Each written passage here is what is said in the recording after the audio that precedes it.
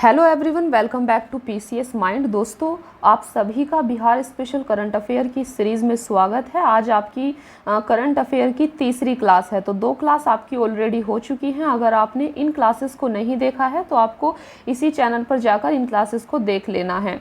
चलिए फिर स्टार्ट करते हैं आज की क्लास। यह क्लास बिहार से संबंधित सभी प्रतियोगिता परीक्षाओं के लिए उपयोगी साबित होगी। यहाँ पर आप इस मैगजीन के इंडेक्स को देख सकते हैं, जिसमें सबसे पहला चैप्टर था बिहार सामान्य परिचय, देन सेकंड चैप्टर था एग्जाम बूस्टर। इसी प्रकार से इसमें चैप्टर्स दिए गए हैं। देखिए, लास्ट क्लास में हमने आपके 5 चैप्टर्स को कवर कर दिया था, तो इन 5 चैप्टर्स पर आपकी ऑलरेडी क्लास आ चुकी है, तो आपको इन क्लासेस को भी देख लेना है। और आज की क्लास में हम 6th चैप्टर से आपका स्टार्ट करेंगे करंट अफेयर को कवर करना। आप यहाँ पर देख सकते हैं टोटल इस मैगजीन में आपकी 24 चैप्टर्स हैं। चलिए फिर स्टार्ट करते हैं। दोस्तों, क्लास को स्टार्ट करने से पहले अगर आप इस चैनल पर नए हैं तो चैनल को सब्सक्राइब ज़रूर कर लेना, और आप हमारे टेलीग्राम चैनल को भी ज्वाइन कर सकते हैं। आपको टेलीग्राम पर जाकर सर्च करना है @PCS Mind, और टेलीग्राम चैनल को ज्वाइन कर लेना है। इस मैगजीन की PDF आपको टेलीग्राम चैनल पर शेयर कर दी जाएगी। चलिए फिर स्टार्ट करते हैं। देखिए, 5वां चैप्टर है आपका बिहार के महत्वपूर्ण ऐप और पोर्टल। तो इसको समझते हैं। सबसे पहले आप देख सकते हैं ये ऐप और पोर्टल है, कौन से विभाग के अंतर्गत आता है और इसका उद्देश्य एवं महत्वपूर्ण तथ्य क्या हैं। तो सबसे पहले है आपके सामने ई-संजीवन ऐप। तो ई-संजीवन ऐप आपका स्वास्थ्य विभाग के अंतर्गत आता है, और इसका उद्देश्य था बेसिकली कोरोना संक्रमण से बचाव के उपाय, जांच, उपचार, स्वास्थ्य संस्थानों की सूची एवं महत्वपूर्ण जानकारी लोगों को घर बैठे निःशुल्क उपलब्ध करवाना। तो ई संजीवनी ऐप बेसिकली कोरोना संक्रमण से बचाव के उपाय को लेकर था। दूसरा है आपका हिट कोविड ऐप। तो इसके तो नाम से आपको पता चल रहा है, हिट कोविड ऐप आपका स्वास्थ्य विभाग के अंतर्गत आता है, और इसका उद्देश्य कोरोना संक्रमित होने पर होम आइसोलेशन में रह रहे लोगों की ट्रैकिंग करने के लिए इस ऐप को डिजाइन किया गया था। तीसरा है आपका ई निश्चय पोर्टल। ई निश्चय पोर्टल पंचायती राज विभाग के अंतर्गत आता है, और इसका उद्देश्य पंचायती राज विभाग के द्वारा संचालित हर घर नल जल और गली नाली पक्कीकरण योजना से संबंधित सभी प्रकार की शिकायतें दर्ज करने के लिए, साथ ही योजना के तहत योजना से जुड़ी मॉनिटरिंग प्रक्रिया को भी पूरा किया जाता है इस पोर्टल के द्वारा। नेक्स्ट है आपका सुविधा ऐप। सुविधा ऐप आपका ऊर्जा विभाग के अंतर्गत आता है, और इसका उद्देश्य था बेसिकली बिहार में बिजली से जुड़ी सभी समस्याओं के समाधान के लिए इसे लॉन्च किया गया था। इसके द्वारा नए विद्युत कनेक्शन, बिजली बिल की जानकारी एवं भुगतान, लोड बढ़ाने और घटाने हेतु आवेदन, बिल में पता अपडेट हेतु आवेदन, roof top solar net metering हेतु आवेदन इत्यादि काम इसके द्वारा किए जाते थे। तो आपको याद रखना है, सुविधा ऐप आपका बिहार में बिजली से जुड़ी समस्याओं के समाधान करने के लिए इसको डिजाइन किया गया था।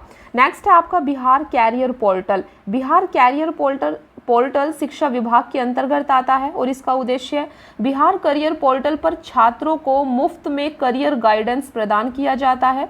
इस पोर्टल पर 955 से भी ज़्यादा नेशनल और इंटरनेशनल छात्रवृत्ति के बारे में जानकारी दी जाती है। बिहार करियर पोर्टल पर 450 से भी ज़्यादा करियर के विकल्प उपलब्ध हैं।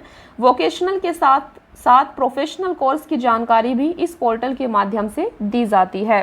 नेक्स्ट है आपका दृष्टि ऐप। दृष्टि ऐप जल संसाधन विभाग के अंतर्गत आता है। इसके द्वारा बिहार में सिंचाई और बाढ़ की योजनाओं की मॉनिटरिंग के लिए इसको डिजाइन किया गया था। नेक्स्ट है आपका इंद्रव्रज ऐप। इंद्रव्रज ऐप आपका आपदा प्रबंधन विभाग के अंतर्गत आता है। इसका उद्देश्य तेज आंधी, तूफान और बिजली गिरने की जानकारी इसके माध्यम से दी जाती है। फिर है आपका चक्र मोबाइल ऐप। चक्र मोबाइल ऐप बिहार पुलिस के अंतर्गत आता है, और इसके द्वारा बिहार के सभी आपराधिक डेटाबेस उपलब्ध कराने हेतु इसमें देखिए, चक्र मोबाइल ऐप के द्वारा बिहार के सभी आपराधिक डेटाबेस उपलब्ध कराए जाते हैं, और इसमें पिछले 10 वर्षों में अपराध करने वालों का डेटा फीड किया गया है, जिसे एक क्लिक में प्राप्त किया जा सकता है। तो यह है आपका चक्र मोबाइल ऐप। नेक्स्ट है आपका परिमार्जन पोर्टल। परिमार्जन पोर्टल राजस्व एवं भूमि सुधार विभाग के अंतर्गत आता है। इसका उद्देश्य जमीनी विवाद से जुड़ी समस्या जैसे दाखिल खारिज में सुधार, जमाबंदी में सुधार, नाम पता खाता खेसरा रुकवा लगान इत्यादि में सुधार के लिए इसको डिजाइन किया गया था। फिर है आपका विद्या वाहिनी मोबाइल ऐप। विद्या वाहिनी मोबाइल ऐप शिक्षा विभाग के अंतर्गत आता है। इसका उद्देश्य विद्या वाहिनी नामक इस ऐप में वर्ग 1 से लेकर 12वीं तक की सभी पाठ्य पुस्तकों का चैप्टर वाइज संकलन अपलोड किया गया है। इसमें नोट्स की सुविधा भी उपलब्ध कराई गई है। यह सुविधा निःशुल्क है। नेक्स्ट है आपका सेवा समाधान वेब पोर्टल। यह आपका सामान्य प्रशासन विभाग के अंतर्गत आता है। इसका उद्देश्य बिहार सरकारी सेवक शिकायत निवारण प्रणाली में राज्य सरकार के सभी वर्ग के नियमित कर्मचारी एवं पदाधिकारियों की सेवा मामलों एवं सेवांत लाभों की स्वीकृति तथा भुगतान से संबंधित शिकायतों का 60 दिनों के अंदर निवारण कराया जाता है। नेक्स्ट है आपका अनमोल ऐप। अनमोल ऐप स्वास्थ्य विभाग के अंतर्गत आता है। इसका उद्देश्य अनमोल ऐप के माध्यम से स्वास्थ्य विभाग नए दंपत्ति का पंजीकरण, गर्भवती महिलाओं का पंजीकरण, नवजात शिशु का पंजीकरण, उप स्वास्थ्य केंद्र के सभी ग्रामीणों का डाटा लिंक सहित मातृ एवं शिशु स्वास्थ्य, परिवार कल्याण एवं टीकाकरण कार्यक्रम से जुड़ी सेवाओं की सांख्यिकी एवं ऑनलाइन एंट्री दर्ज की जाती है। नेक्स्ट है आपका ई लॉट्स पोर्टल। ई लॉट्स पोर्टल बिहार शिक्षा परियोजना परिषद के अंतर्गत आता है। इसका उद्देश्य कक्षा 1 से 12 तक के विद्यार्थियों एवं शिक्षकों हेतु ऑनलाइन किताबों के साथ साथ पाठ से संबंधित वीडियो सामग्री उपलब्ध करवाई जाती है। नेक्स्ट है वंडर ऐप। वंडर ऐप स्वास्थ्य विभाग के अंतर्गत आता है। इसका उद्देश्य गर्भवती महिलाओं एवं मातृत्व सेवाओं के बेहतर प्रबंधन एवं चिकित्सीय परामर्श देने के लिए इसका निर्माण किया गया है। नेक्स्ट है आपका फिलो पोर्टल। फिलो पोर्टल शिक्षा विभाग के अंतर्गत आता है। इसका उद्देश्य इस पोर्टल को विद्यालयों में अध्ययनरत 9वीं से लेकर 12वीं कक्षा तक के 45 लाख से ज़्यादा विद्यार्थियों की सुविधा के लिए शुरू किया गया है, जिसमें स्कूली शिक्षा में डिजिटल टेक्नोलॉजी की प्राथमिकता के आधार पर बढ़ावा मिलेगा। नेक्स्ट है वंडर ऐप। वंडर ऐप अभी हमने ऊपर देख लिया था। नेक्स्ट है वोमिस ऐप। वोमिस ऐप आपका जल संसाधन विभाग के अंतर्गत आता है। इसमें प्रशासनिक अनुमोदन, तकनीकी बारीकियां, ई माप, बुक बिलिंग, सर्वेक्षण, स्थल निरीक्षण आदि से संबंधित सूचनाओं को प्राप्त करने और उसकी अनुमति देने की व्यवस्था की गई है। नेक्स्ट है गृह दर्शन ऐप। गृह दर्शन ऐप गृह विभाग के अंतर्गत आता है और इसका उद्देश्य कानून व्यवस्था को सुदृढ़ बनाने के लिए इसको डिजाइन किया गया था। नेक्स्ट है IHIP पोर्टल, जो कि आपका स्वास्थ्य विभाग के अंतर्गत आता है और इसमें देखिए इसका उद्देश्य क्या है, 33 तरह की बीमारियों की रियल टाइम निगरानी के लिए IHIP पोर्टल को डिजाइन किया गया था। तो यहाँ पर आपके ऐप और पोर्टल से रिलेटेड टॉपिक कंप्लीट हो जाता है। अभी आपका नेक्स्ट चैप्टर है चैप्टर नंबर 6, जिसके अंदर हम प्रमुख बिहार सरकार की प्रमुख नीतियां एवं विधेयक 2021-22 की चर्चा करेंगे। तो यहाँ पर आप देख सकते हैं ये नीति और विधेयक यहाँ पर दिए गए हैं जो भी बिहार सरकार के द्वारा हाल फिलहाल में लाए गए हैं, और इनका उद्देश्य या फिर इनसे रिलेटेड महत्वपूर्ण तथ्य क्या है इनको भी हम जानेंगे। सबसे पहले है आपके सामने बिहार स्टार्टअप नीति 2022।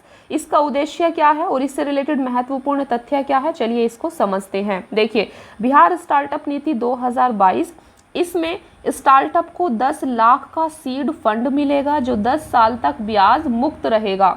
महिला उद्यमी को सीड फंड के रूप में 5%, जबकि SC, ST और दिव्यांगों को 15% अधिक राशि मिलेगी। तो इनको आपको याद रखना है।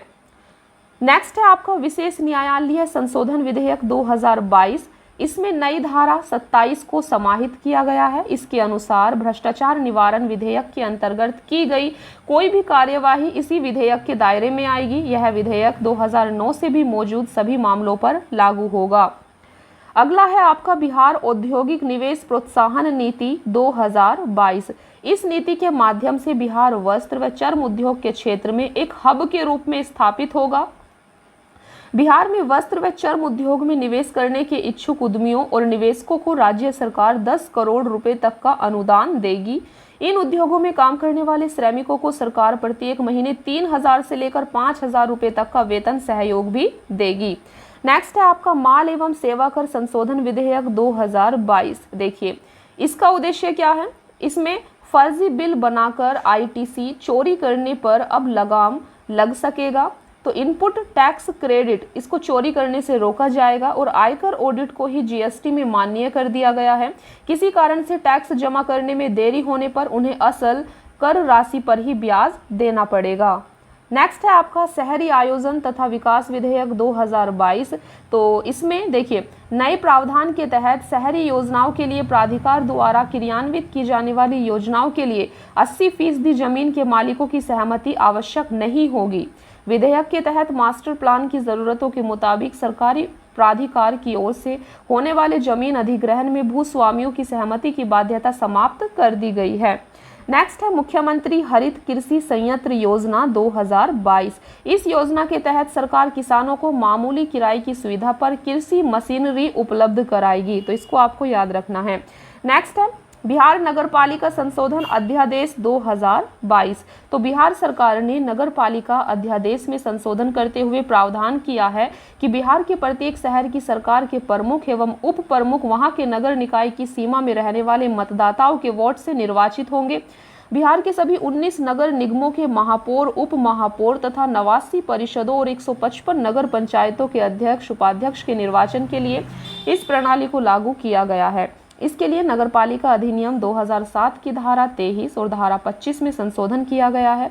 दोनों धाराओं में महापौर, उप महापौर या अध्यक्ष उपाध्यक्ष को मुखिया पार्षद और उप मुखिया पार्षद के पद नाम से सूचित किया गया है। देखिए, नेक्स्ट है आपका बिहार राज्य विश्वविद्यालय सेवा आयोग संशोधन विधेयक 2022। देखिए, बिहार राज्य विश्वविद्यालय सेवा आयोग के अध्यक्ष की उम्र सीमा 72 से 75 वर्ष हो जाएगी। सदस्यों की उम्र सीमा पहले की तरह ही 70 वर्ष रहेगी। नेक्स्ट है आपका निजी विश्वविद्यालय संशोधन विधेयक 2021। देखिए, इसका क्या इंपॉर्टेंट उद्देश्य है या फैक्ट है। तो बिहार निजी विश्वविद्यालय संशोधन विधेयक 2021 के पारित होने के साथ निजी विश्वविद्यालयों को अस्थायी स्थानों से कार्य करने की अनुमति दी जाएगी इस विधेयक के द्वारा। नेक्स्ट है बिहार तकनीकी सेवा आयोग संशोधन विधेयक 2021। तो इस विधेयक के द्वारा बिहार तकनीकी सेवा आयोग के द्वारा राज्य सरकार के विभिन्न विभागों में डॉक्टरों, इंजीनियरों और पशु चिकित्सकों की भर्ती की जाती है। संशोधित विधेयक के पारित होने से डॉक्टरों, इंजीनियरों और पशु चिकित्सकों का चयन अधिक सुविधाजनक और तेज हो जाएगा।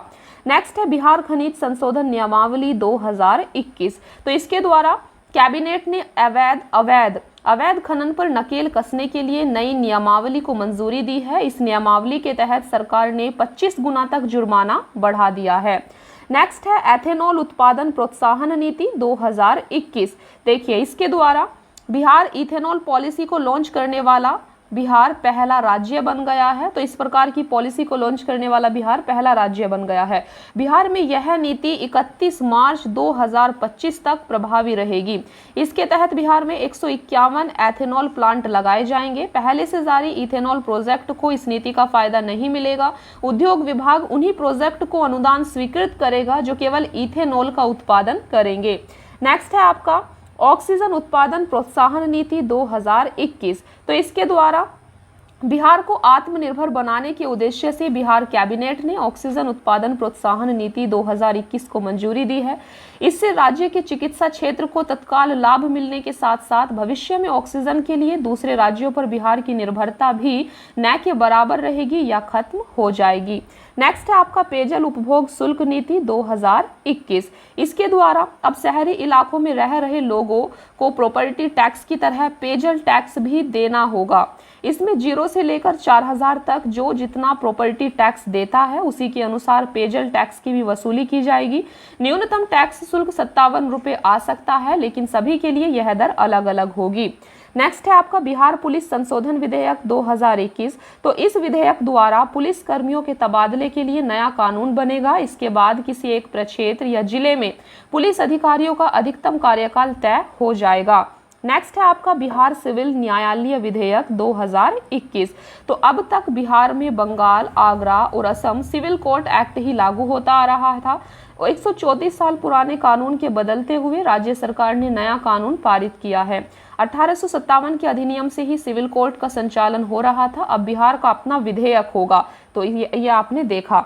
नेक्स्ट है बिहार सशस्त्र पुलिस बल विधेयक 2021। देखिए, बिहार विशेष सशस्त्र पुलिस विधेयक 2021 बिहार सैन्य पुलिस को नई पहचान और अधिकार देने के लिए लाया गया है। इसमें विशेष सशस्त्र पुलिस बल किसी घटना के बाद आशंका के आधार पर संदेहास्पद व्यक्ति की तलाशी और गिरफ्तारी कर सकता है। तो फ्रेंड्स, ये थे आपके बिहार सरकार की प्रमुख नीति और विधेयक जो कि हाल फिलहाल में लाए गए हैं। तो नेक्स्ट चैप्टर है आपका विधानसभा चुनाव 2020। तो एक बार आपको विधानसभा चुनाव 2020 के बारे में भी देख लेना है। देखिए बिहार विधानसभा की 243 सीटों के लिए 3 चरणों में चुनाव हुआ था। प्रथम चरण में 28 अक्टूबर, दूसरे चरण में 3 नवंबर और तीसरे व अंतिम चरण में 7 नवंबर 2020 को वोट डाले गए थे। बिहार विधानसभा चुनाव कोरोना महामारी के दौर में भारत में होने वाले पहले विधानसभा चुनाव थे। इस बार 2015 के मुकाबले 63% से ज्यादा पोलिंग बूथ बने थे। विश्वव्यापी कोरोना महामारी के कारण सामाजिक दूरी का ख्याल रखते हुए इस बार अधिक मतदान केंद्र बनाए गए, जिस वजह से मतगणना में वक्त लगा था। चुनाव आयोग के मुताबिक एनडीए ने 125 सीटें जीती हैं, जो बहुमत के लिए जरूरी 122 सीटों से 3 अधिक हैं। जदयू को 2015 में मिली 71 सीटों की तुलना में इस बार 43 सीटें ही मिली हैं। महागठबंधन ने 110 सीटों पर जीत हासिल की है। इस चुनाव में 75 सीटों को जीतकर आरजेडी सबसे बड़ी पार्टी बनी है। वहीं 74 सीट जीतकर बीजेपी दूसरी सबसे बड़ी पार्टी बन गई है। तेजस्वी यादव के नेतृत्व वाले महागठबंधन को 110 सीटें मिली हैं, जो कि बहुमत से 12 सीटें कम हैं। नीतीश लगातार चौथी बार और कुल 7वीं बार बिहार के मुख्यमंत्री पद का कार्यभार संभालेंगे। तो आपको यहाँ पर याद रखना है, हम बिहार के विधानसभा चुनाव 2020 की यहाँ पर बात कर रहे हैं। नीतीश कुमार राज्य के 37वें मुख्यमंत्री के रूप में शपथ लेंगे। बिहार चुनाव में 10 साल के बाद पहली बार बीएसपी को 2 सीट प्राप्त हुई है। बिहार विधानसभा के चुनाव में 66 उम्मीदवार ऐसे रहे जो पहली बार चुनाव मैदान में उतरे और जीत हासिल की। इनमें सबसे अधिक राजद के 30 विधायक हैं। देखिए, एआईएमआईएम ने दमदार उपस्थिति दर्ज कराते हुए 5 सीटें हासिल की हैं। आयोग के मुताबिक 4 सीटों पर जीत हार का अंतर महज 200 वोट का है, जबकि 24 सीटों पर जीत हार का अंतर 1000 वोट का है। इस चुनाव में आरजेडी की सबसे अधिक 23.11% मत मिले हैं। वहीं भारतीय जनता पार्टी के खाते में 19% मत पड़े। एनडीए की सहयोगी जदयू 15.39% वोट हासिल करने में सफल रही, जबकि कांग्रेस का वोट प्रतिशत 9.48 रहा। देखिए, यहाँ पर आप इस टेबल में देख सकते हैं किस दल को कितना वोट प्रतिशत प्राप्त हुआ है। देखिए, इस चुनाव में पुरुष मतदाताओं ने 54.68%, जबकि महिला मतदाताओं ने 59.69% वोटिंग की है। बिहार में कुल 7.2 करोड़ वोटर्स हैं, जिनमें से 3.4 करोड़ महिलाएं हैं। 2015 में जहां कुल वोट शेयर का 2.5% ने नोटा का इस्तेमाल किया था, वहीं 2020 के चुनावों में 1.7% लोगों ने नोटा का प्रयोग किया है। इस बार 30 सीटें ऐसी थी जहां हार जीत का अंतर नोटा को मिले मतों से कम था। इस बार नोटा को करीब 7 लाख मत मिले, जबकि पिछली बार करीब 9.5 लाख मत मिले थे। नोटा का मतलब होता है none of the above, it means कि इनमें से कोई नहीं। 2020 में 243 विधानसभा सीटों के लिए हुए चुनाव के बाद मात्र एक निर्दलीय प्रत्याशी सुमित कुमार सिंह ने चकई विधानसभा निर्वाचन क्षेत्र से राजद की प्रत्याशी सावित्री देवी को हराया था। देखिए, ये सब क्वेश्चन नहीं पूछे जाएंगे, बस आपको इतना ध्यान में रखना है। जो यहाँ पर इंपॉर्टेंट चीज है आपको याद रखना है, आप इस टेबल को देख सकते हैं। बिहार पंचायत चुनाव 2021 महत्वपूर्ण तथ्य है। तो देखिए, इस चुनाव की अधिसूचना जारी करने की तिथि क्या थी? तो ये 24 अगस्त 2021 थी। कुल कितने चरणों में हुआ था? बिहार पंचायत चुनाव 2021 11 चरणों में हुआ था, और यहाँ पर आप बाकी सब भी देख सकते हैं। चलिए आगे बढ़ते हैं। ये बिहार नगरपालिका चुनाव 2022 है। अधिसूचना जारी करने की तिथि 30 नवंबर 2022 थी और कुल 2 चरणों में यहाँ का चुनाव हुआ था। देखिए, आपके एग्जाम के लिए ये 8वां चैप्टर मोस्ट इंपॉर्टेंट है, तो आपको इसे अच्छे से ध्यान रखना है। इसमें विभिन्न रिपोर्ट और रैंकिंग में बिहार का स्थान बताया गया है। तो यहाँ पर ये रिपोर्ट है, ये जारी करता है बिहार का स्थान क्या आया है और पहला स्थान किसका है, ये सब आपको ध्यान में रखना है। सबसे पहले है राष्ट्रीय खाद्य सुरक्षा अधिनियम रैंकिंग 2022। तो इसको किसने जारी किया है, इसको खाद्य एवं सार्वजनिक वितरण विभाग के द्वारा जारी किया गया है और इसमें बिहार का स्थान 7वां आया है और स्कोर 0.783 है। इसमें पहला स्थान ओडिशा को प्राप्त हुआ है। दूसरा है सामाजिक प्रगति सूचकांक 2022। तो दोस्तों सामाजिक प्रगति सूचकांक 2022 को प्रधानमंत्री आर्थिक सलाहकार परिषद के द्वारा जारी किया गया है और इसमें बिहार का स्थान 35वां है और पहला स्थान पुदुचेरी को प्राप्त हुआ है। तीसरा है पब्लिक अफेयर्स इंडेक्स 2022। तो पब्लिक अफेयर्स सेंटर के द्वारा इसको जारी किया गया है और इसमें बिहार का स्थान 15वां है और पहला स्थान इसमें हरियाणा का है। चौथा है राज्य ऊर्जा एवं जलवायु सूचकांक 2022। तो नीति आयोग के द्वारा इसको जारी किया गया है। इसमें बिहार का स्थान 15वां है और आप देख सकते हैं बड़े राज्यों में पहला स्थान गुजरात का है, छोटे राज्यों में गोवा का प्रथम स्थान है। नेक्स्ट है आपका सुशासन सूचकांक 2021। इसको प्रशासनिक सुधार और लोक शिकायत विभाग के द्वारा जारी किया गया है। इसमें बिहार का 6वां स्थान है और गुजरात प्रथम स्थान पर है। नेक्स्ट है राष्ट्रीय बहुआयामी गरीबी सूचकांक 2021। इसको नीति आयोग के द्वारा जारी किया जाता है जिसमें बिहार का पहला स्थान है। बिहार देखिए 51.91% इसको मिला है और सबसे ज़्यादा गरीब है इसमें बिहार और सबसे कम गरीब है आपका केरल राज्य। तो केरल आपका सबसे कम गरीब राज्य है और सबसे ज़्यादा गरीब बिहार स्टेट है। नेक्स्ट है राज्य स्वास्थ्य सूचकांक जो कि नीति आयोग के द्वारा जारी किया गया है।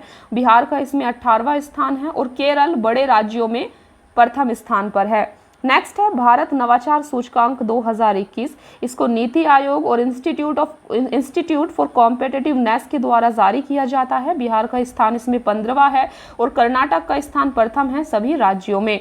नेक्स्ट है पब्लिक अफेयर इंडेक्स 2021। इसको पब्लिक अफेयर सेंटर बेंगलुरु के द्वारा जारी किया जाता है जिसमें बिहार का स्थान 17वां है और केरल का प्रथम स्थान है। नेक्स्ट है सतत विकास लक्ष्य सूचकांक जिसको नीति आयोग के द्वारा जारी किया गया है और इसमें जो है बिहार अंतिम नंबर पर है, केरल प्रथम पर है। टॉप 10 पुलिस स्टेशन 2021 गृह मंत्रालय के द्वारा इसको जारी किया गया है और बिहार के देखिए रामपुर चोरम थाना अरवल ये 10वें स्थान पर आया है। सदर बाजार पुलिस स्टेशन नई दिल्ली ये प्रथम स्थान पर आया है। नेक्स्ट है राज्य खाद्य सुरक्षा सूचकांक 2020-21 जिसको FSSI के द्वारा जारी किया गया है। इसमें बिहार का स्थान 20वां है, 20वां सबसे अंतिम है बड़े राज्यों में और गुजरात का प्रथम है। तो ये आप देख सकते हैं। चलिए बात करते हैं बिहार जनगणना 2011 की जो कि आपका 9वां चैप्टर भी है। देखिए बिहार की जनगणना तो 1 मार्च 2001 को बिहार राज्य में लगभग 94,163 वर्ग किलोमीटर के क्षेत्र के साथ आप देख सकते हैं इतनी लोगों की आबादी थी। लगभग आपका 8,28,78,796 लोगों की आबादी थी। 1991 की जनगणना तक बिहार राज्य समग्र देश में दूसरा सबसे अधिक आबादी वाला राज्य था। देश की जनसंख्या का 10% से थोड़ा अधिक। केवल उत्तर प्रदेश ही बिहार से ऊपर था। हालांकि बिहार राज्य के विभाजन और झारखंड के नए राज्य के निर्माण के बाद भारत के राज्यों में बिहार की रैंक तीसरे स्थान पर खिसक गई है। देखिए उत्तर प्रदेश और महाराष्ट्र के राज्य क्रम से पहले और दूसरे स्थान पर काबिज हैं। चलिए बात करते हैं बिहार जनगणना 2011 की मुख्य विशेषताओं की। देखिए राज्य का जनसंख्या घनत्व लगभग 1100 व्यक्ति प्रति वर्ग किलोमीटर है जो देश के विभिन्न राज्यों में सबसे अधिक है और नई दिल्ली के बाद दूसरा है। राज्य ने हाल के वर्षों में जनसंख्या में खतरनाक वृद्धि देखी है और इस पर नियंत्रण करने के कई प्रयासों के परिणाम अच्छे नहीं आए हैं। बिहार की जनगणना 2011 के अनुसार राज्य में देश की तीसरी सबसे बड़ी आबादी है और विकास दर 25% है जो राष्ट्रीय औसत का लगभग 17% से अधिक है। बिहार में लिंगानुपात 900 से ऊपर है और इस तरह राष्ट्रीय औसत के काफ़ी करीब है। बिहार में एक अधिसूचित वन क्षेत्र है जो राज्य के 7% क्षेत्र में फैला हुआ है। बिहार में साक्षरता दर भी देश के कई अन्य राज्यों के बराबर नहीं है और शैक्षिक सुविधाओं और बिहार के जीवन स्तर को बेहतर बनाने के लिए विभिन्न प्रयास किए जा रहे हैं। देखिए बिहार जनसंख्या 2011 की जनगणना के विवरण के अनुसार बिहार की जनसंख्या 10.41 करोड़ है, जो 2001 की जनगणना में 8.30 करोड़ के आंकड़ों से बढ़ी है। देखिए यहाँ पर आप इस टेबल को देख सकते हैं, तो ये सूचक है, ये बिहार के बारे में फैक्ट्स हैं और ये भारत के बारे में फैक्ट्स हैं। तो यहाँ पर बिहार और भारत को कंपेयर करके बताया गया है। तो कुल जनसंख्या की बात करें तो आप देख सकते हैं, हम यहाँ पर 2011 की जनगणना की बात कर रहे हैं, तो इसको भी आपको याद रखना है।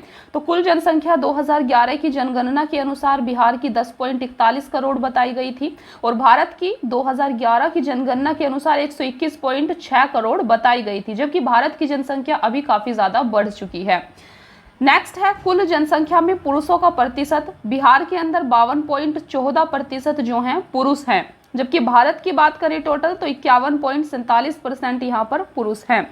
बात करें अगर कुल जनसंख्या में महिलाओं के प्रतिशत की, तो बिहार में 47.86% महिलाएं हैं और ये आप देख सकते हैं। बिहार की बात करते हैं हम, बिहार में ग्रामीण जनसंख्या 9.23 करोड़ है। ग्रामीण जनसंख्या का प्रतिशत 88.7% है। शहरी जनसंख्या बिहार में 1.18 करोड़ है।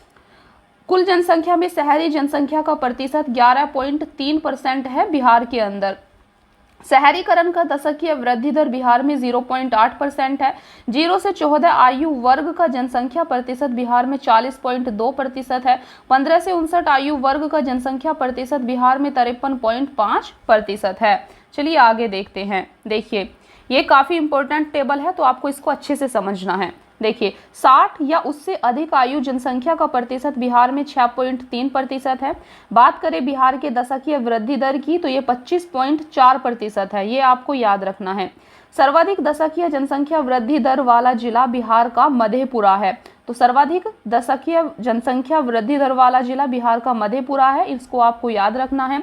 जबकि न्यूनतम जनसंख्या वृद्धि दर वाला जिला गोपालगंज है, तो ये आप देख सकते हैं। अनुसूचित जनजातियों की जनसंख्या का प्रतिशत सर्वाधिक आबादी वाला जिला बिहार में कटिहार है, जहां पर अनुसूचित जनजाति सर्वाधिक है। जबकि अनुसूचित जातियों की जनसंख्या का प्रतिशत सर्वाधिक आबादी वाला जिला गया है। तो अनुसूचित जातियों की जनसंख्या का प्रतिशत सबसे ज्यादा गया के अंदर है। नेक्स्ट है सर्वाधिक जनसंख्या वाले प्रथम 4 जिले, आप देख सकते हैं पटना, पूर्वी चंपारण, मुजफ्फरपुर और मधुबनी हैं। चलिए बात करते हैं बिहार जनसंख्या घनत्व 2011 की, तो आप इसको इस टेबल से ज़्यादा अच्छे से समझ सकते हैं। देखिए घनत्व की बात करें तो बिहार में 1106 वर्ग किलोमीटर घनत्व है। जनसंख्या घनत्व की दृष्टि से बिहार का भारतीय राज्यों में प्रथम स्थान है। सर्वाधिक जनसंख्या घनत्व वाला बिहार का शिवहर जिला है। न्यूनतम जनसंख्या घनत्व वाला बिहार में कैमूर जिला है, तो इनको आपको अच्छे से याद रखना है। बात करें अगर बिहार साक्षरता दर 2011 के अनुसार, देखिए साक्षरता दर बिहार में 61.8% है। पुरुष साक्षरता दर 71.2% है, जबकि महिला साक्षरता दर 51.5% है। साक्षरता दर में दशकीय वृद्धि प्रतिशत 17.9% है। ग्रामीण साक्षरता दर 59.8% है। तो ये बात की हमने बिहार की।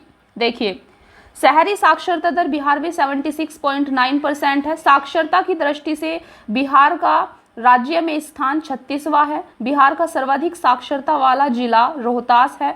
बिहार का न्यूनतम साक्षरता वाला जिला पूर्णिया है। बिहार का सर्वाधिक पुरुष साक्षरता दर वाला जिला रोहतास है। बिहार का न्यूनतम पुरुष साक्षरता दर वाला जिला पूर्णिया है। बिहार का सर्वाधिक महिला साक्षरता दर वाला जिला रोहतास है और न्यूनतम महिला साक्षरता दर वाला जिला सहरसा है। तो इस पॉइंट टेबल को आपको अच्छे से याद कर लेना है। चलिए बात करते हैं बिहार लिंग अनुपात की। देखिए विभिन्न जनगणना के दौरान यह देखा गया है कि पुरुषों और महिलाओं की संख्या शायद ही कभी समानता पर होती है।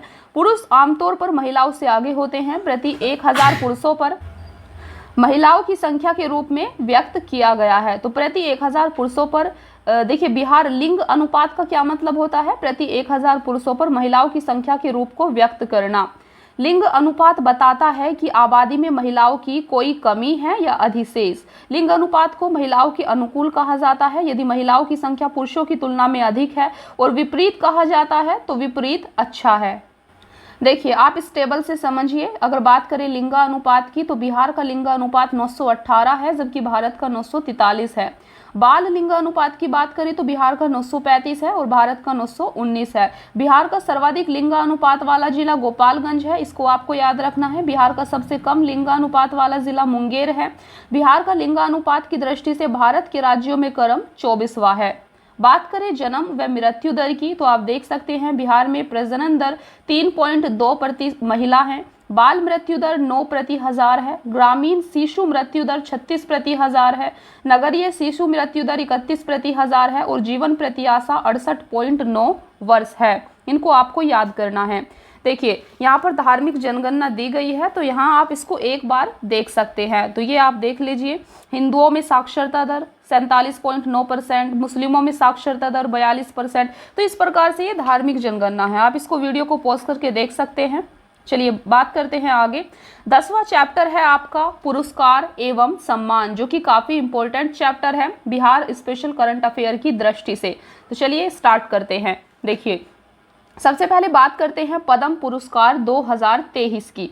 तो 74वें गणतंत्र दिवस की पूर्व संध्या पर भारत सरकार ने पद्म पुरस्कारों की घोषणा की। बिहार के 3 शख्सियत को पद्म श्री पुरस्कार से नवाजे जाने की घोषणा हुई है। तो बिहार में दोस्तों पद्म श्री 3 लोगों को दिया गया है। देखिए पद्म श्री सम्मान 2023 तो बिहार के किन 3 लोगों को दिया गया है। देखिए पहले हैं आनंद कुमार, शिक्षा के क्षेत्र में इनको पद्म श्री से सम्मानित किया गया है।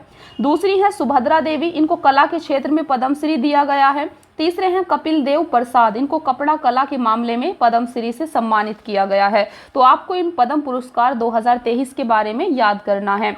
चलिए बात करते हैं पद्म पुरस्कार 2022 की। तो 25 जनवरी को राष्ट्रपति रामनाथ कोविंद ने इस वर्ष 73वें गणतंत्र दिवस की पूर्व संध्या पर 128 पद्म पुरस्कार प्रदान किए जाने को मंजूरी दी।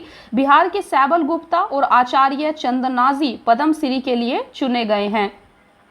पद्म श्री सम्मान 2022 तो आप देख सकते हैं 2022 में बिहार के किन 2 लोगों को पद्म श्री से सम्मानित किया गया है। पहले हैं आचार्य चंदनाजी, जो कि सामाजिक कार्यों के लिए इनको पद्म श्री दिया गया है। दूसरे हैं सैवाल गुप्ता, इनको मरणोपरांत साहित्य और शिक्षा में विशिष्ट योगदान देने के लिए पद्म श्री से सम्मानित किया गया था। पद्म पुरस्कार 2021 भी आप देख सकते हैं। तो 2021 में रामविलास पासवान को मरणोपरांत सार्वजनिक मामलों में उनके कार्यों के लिए पद्म श्री से सम्मानित किया गया था। देखिए पद्म श्री सम्मान 2021 तो श्रीमती दुलारी देवी को भी मिला है, कला के क्षेत्र में मधुबनी पेंटिंग से संबंधित, और श्री रामचंद्र मांझी को मिला था कला के क्षेत्र में मधुबनी लोक नृत्य से संबंधित। तो आपने यहाँ 2021, 22, 23 के बिहार के संबंध में पद्म पुरस्कारों को देखा। डॉक्टर दिलीप कुमार सिंह को भी मिला था चिकित्सा के क्षेत्र में। श्रीमती मृदुला सिन्हा को मिला था मरणोपरांत साहित्य और शिक्षा के क्षेत्र में। तो यहाँ हमने 2021 के पद्मश्री पुरस्कारों की बात की। देखिए central board of irrigation and power award 2022 तो प्राप्त करता है गंगा जल आपूर्ति योजना और फल्गु नदी पर बना गयाजी डैम। ये काफी इंपॉर्टेंट है।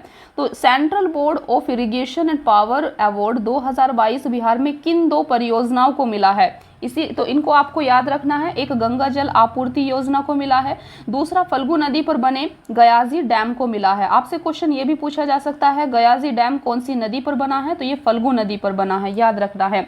क्षेत्र कौन सा है, जल संसाधन, ऊर्जा और गैर पारंपरिक ऊर्जा के क्षेत्र के लिए इनको सम्मानित किया गया है। देखिए यहाँ पर आप देख सकते हैं जिलों को प्राप्त महत्वपूर्ण पुरस्कार। तो जल जीवन सर्वेक्षण 2023 में जल जीवन सर्वेक्षण 2023 पुरस्कार किस जिले को मिला है बिहार के, तो ये समस्तीपुर जिले को मिला है बेस्ट परफॉर्मर के लिए। नेक्स्ट है अवार्ड ऑफ एक्सीलेंस। तो अवार्ड ऑफ एक्सीलेंस बिहार के गया जिले को मिला है कौशल विकास योजना के लिए। तीसरा है तीसरे नेशनल वाटर अवार्ड में प्रथम पुरस्कार पूर्वी चंपारण जिले को मिला है जल संरक्षण प्रबंधन के क्षेत्र में उत्कृष्ट प्रयासों के लिए। तो आपको ये भी देखना है कि ये पुरस्कार किस क्षेत्र में दिए जा रहे हैं और कौन से जिले को दिए गए हैं। नेक्स्ट चाइल्ड फ्रेंडली ग्राम पंचायत अवार्ड। तो ये नालंदा के कोसियाव गांव को दिया गया है पंचायती राज मंत्रालय की ओर से 24 अप्रैल को। नेक्स्ट है जल शक्ति अभियान के तहत राष्ट्रीय सम्मान। तो इसको पूर्वी चंपारण और गया को दिया गया है जल जीवन हरियाली मिशन के लिए।